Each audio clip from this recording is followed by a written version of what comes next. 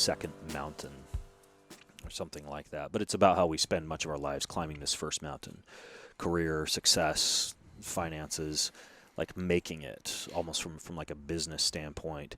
And we reach the top of that first mountain in a very independent way. And when we get to the top of that first mountain, sometimes cancer or sickness or conflict or bankruptcy or something can throw us down from the top of that first mountain down into a valley. And that's sometimes what happens is we're down there in the valley. Sometimes we're just still at the top of the first mountain, and we get that realization that there's not as much fulfillment and happiness that we've gotten by climbing to the top of that first mountain as we anticipated or expected when we were climbing it. Yeah.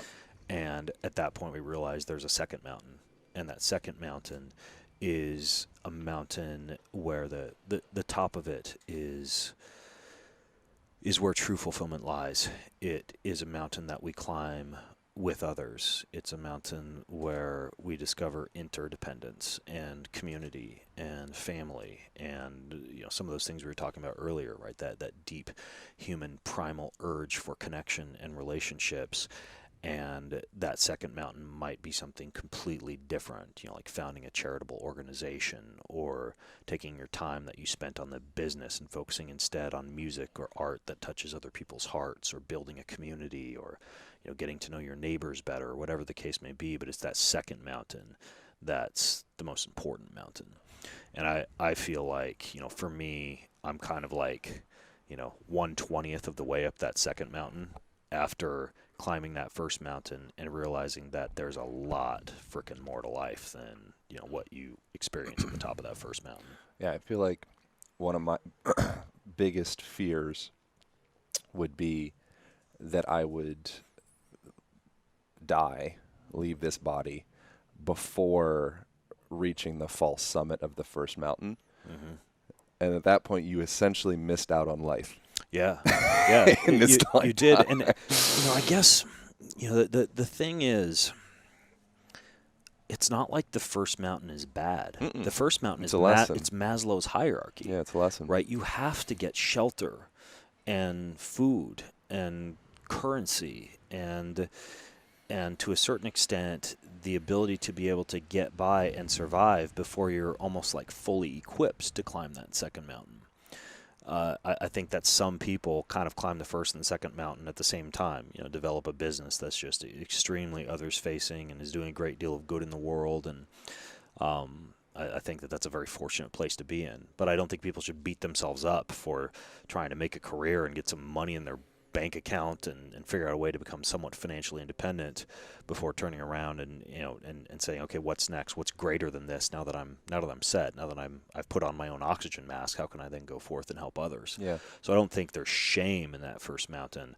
I just think that you definitely shouldn't fool yourself into thinking that that's the end all. Yeah.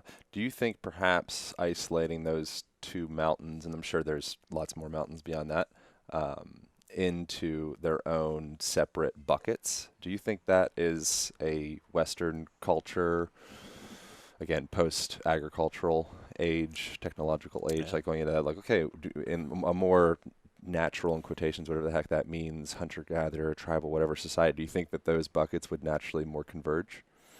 It's possible that mountains might not be the best analogy. Perhaps a better analogy would be chapters in a book, right? Yeah. Chapter 1, you're getting to know some of the characters and laying down the background scene and in the ordinary world, and in chapters 3 and 4 and 5, maybe there's a realization that there's more to life than this, and there's that resistance to the call, if we're looking at the book as the classic hero's journey, and then eventually a crossing of the threshold towards something greater. And when you're progressing and progressing and progressing, and you're never reading a book like that, whether any classic hero's journey, the Wizard of Oz or the Disney movie Frozen, or the story of Rocky Balboa, or any of these hero's journeys, you're never following a book or a storyline like that and thinking that what you've just read, the chapter that you're in, the chapters that came before, sucked, right? They were just all part of the hero's journey. They were all crucial in leading up to the ultimate climax, the the battle, the fight for the elixir, the return with the elixir, and the eventual, you know, happy ever after story, you know, at the very end of the book. But you know, if you look at it as kind of a chapter by chapter type of deal, you know, there's no regrets about the chapters that came before.